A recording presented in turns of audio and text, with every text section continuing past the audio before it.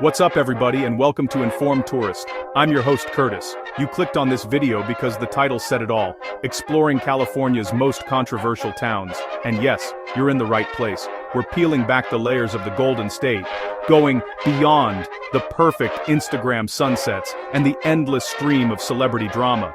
Because let's be real, California is a land of extremes.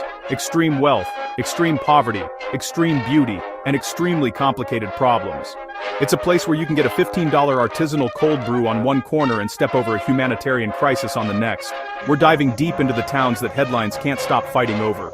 And no, it's not all just Hollywood glam and avocado toast. We're talking about the real, gritty, complex stories that define modern California. From the tech-fueled battlegrounds of San Francisco to the sun-baked farmlands fighting for every last drop of water, we're going to break down what makes these places so contentious.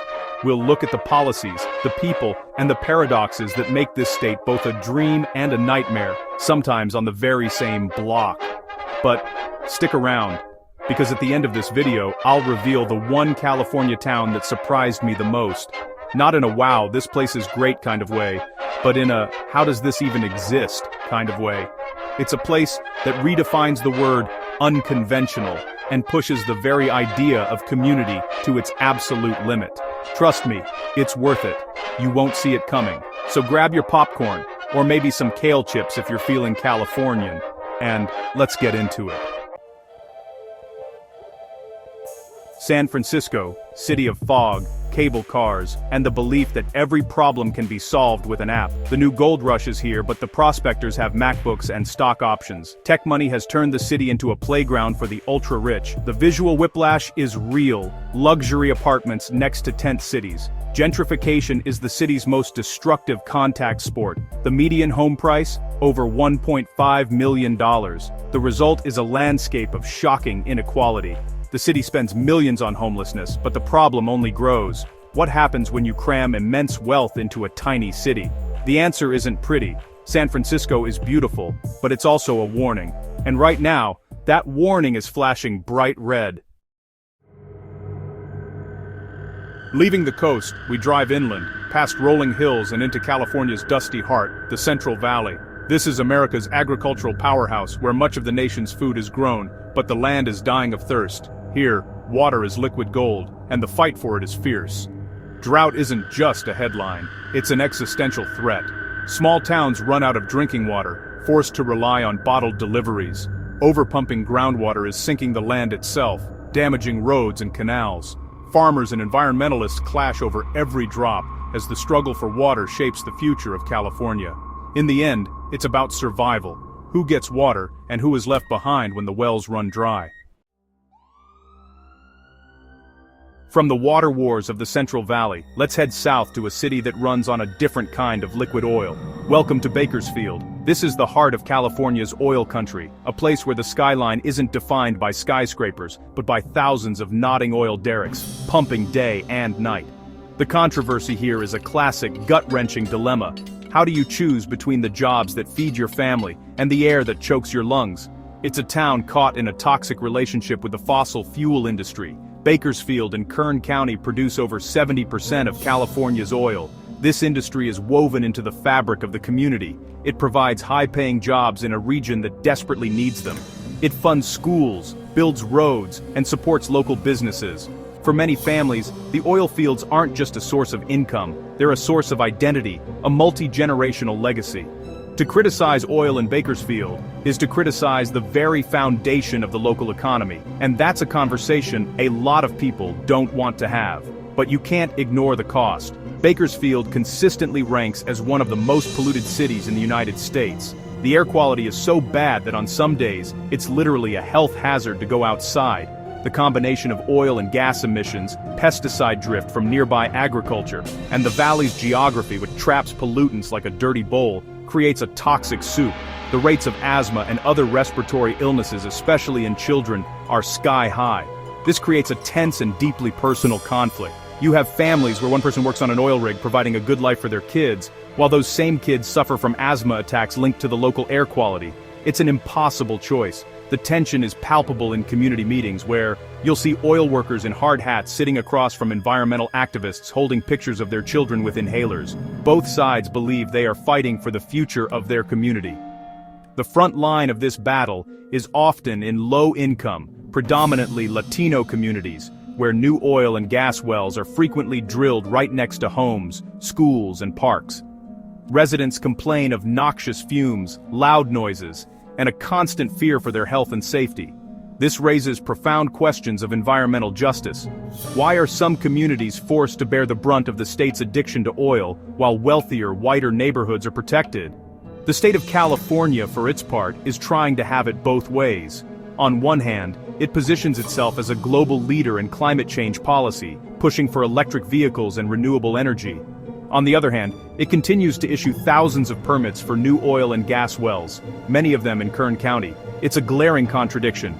The state is trying to wean itself off fossil fuels, but it's not willing to cut off the economic engine of an entire region without a viable alternative in place. So Bakersfield is stuck in the middle, a microcosm of the global struggle between economic survival and environmental health. It's a town that powers California, but pays the price with its own well-being. The controversy isn't about good guys versus bad guys, it's about people trying to make a living in a system that forces them to poison themselves. The question for Bakersfield isn't just how do we clean up the air, but what comes after oil, and right now no one has a clear answer.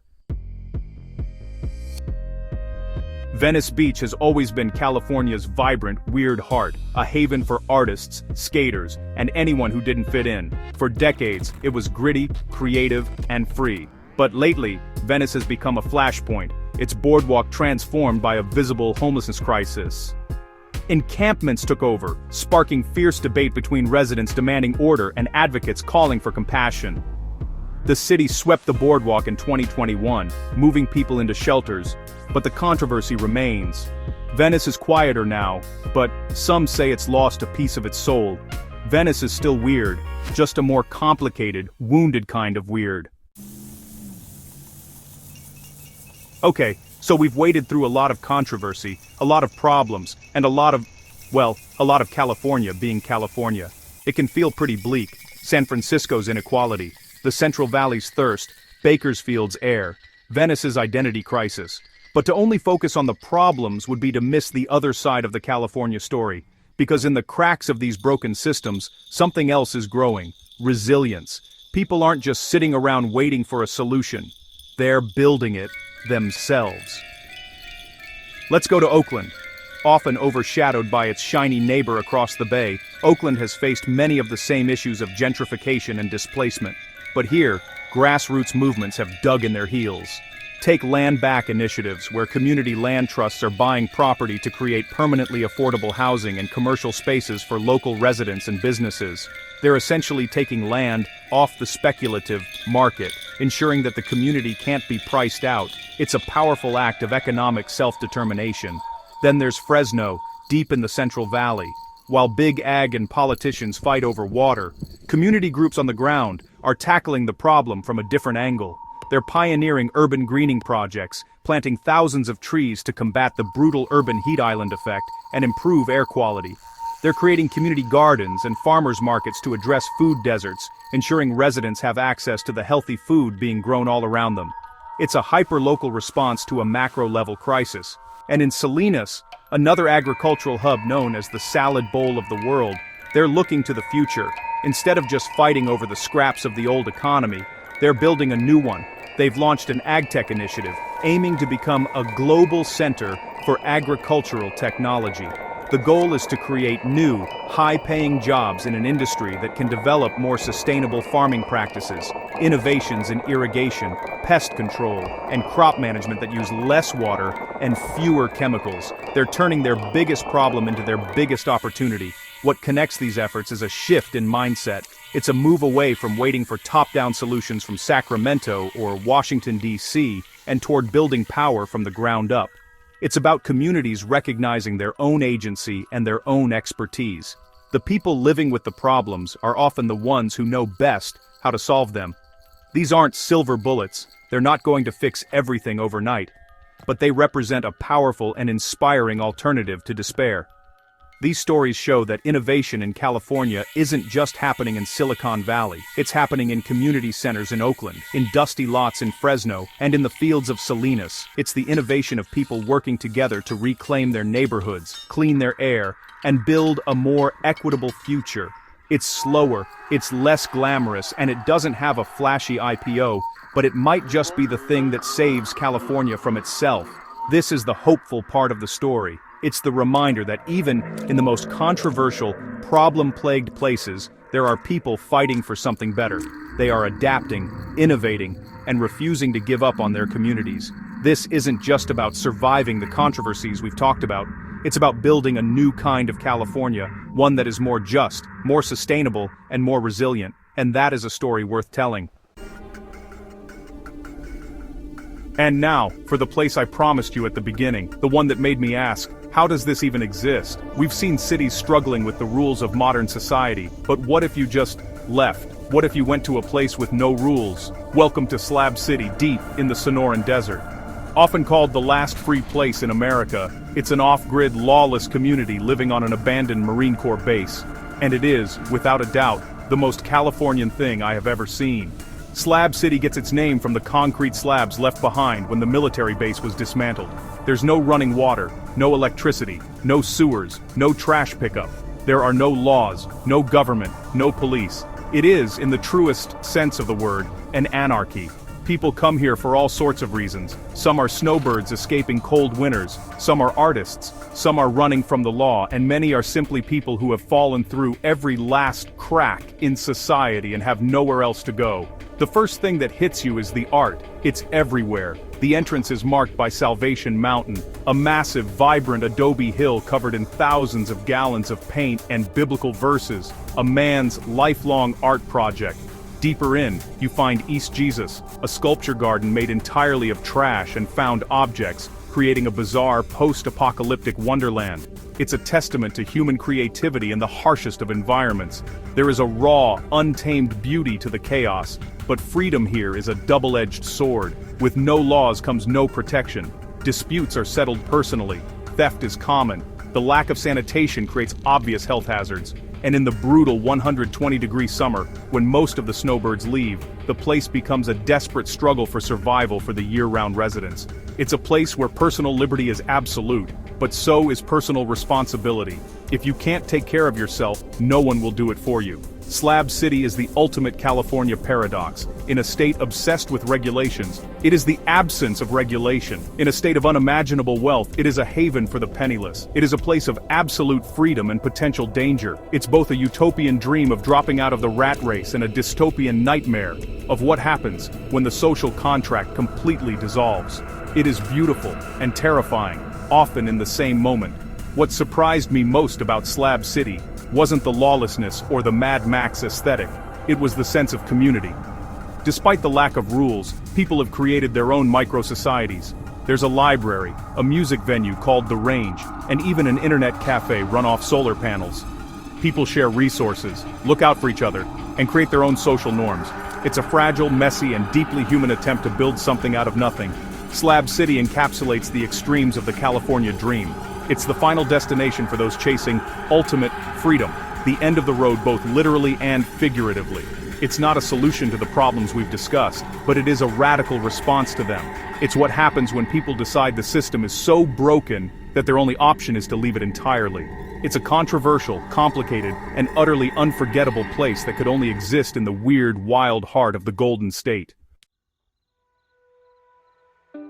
So, there you have it.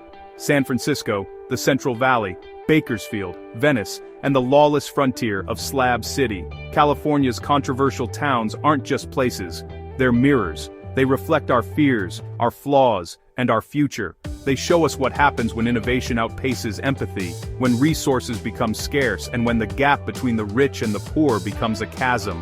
These towns are the battlegrounds where the future of the American dream is being fought, won, and lost, every single day. They force us to ask the hard questions we'd rather ignore, but they also show us something else: the incredible resilience of the human spirit.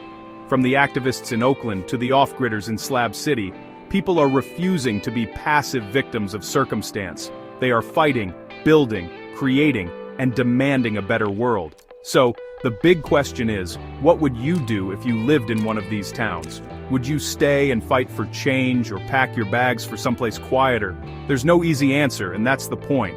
Let us know in the comments. And hey, what controversial place should we cover next? We want to hear from you. Thanks for watching Informed Tourist. If you learned something or just enjoyed the ride, please hit the like button and subscribe. It's free and supports the channel, allowing us to tell more stories like this. Now enjoy these next videos. We've got more untold stories waiting just for you.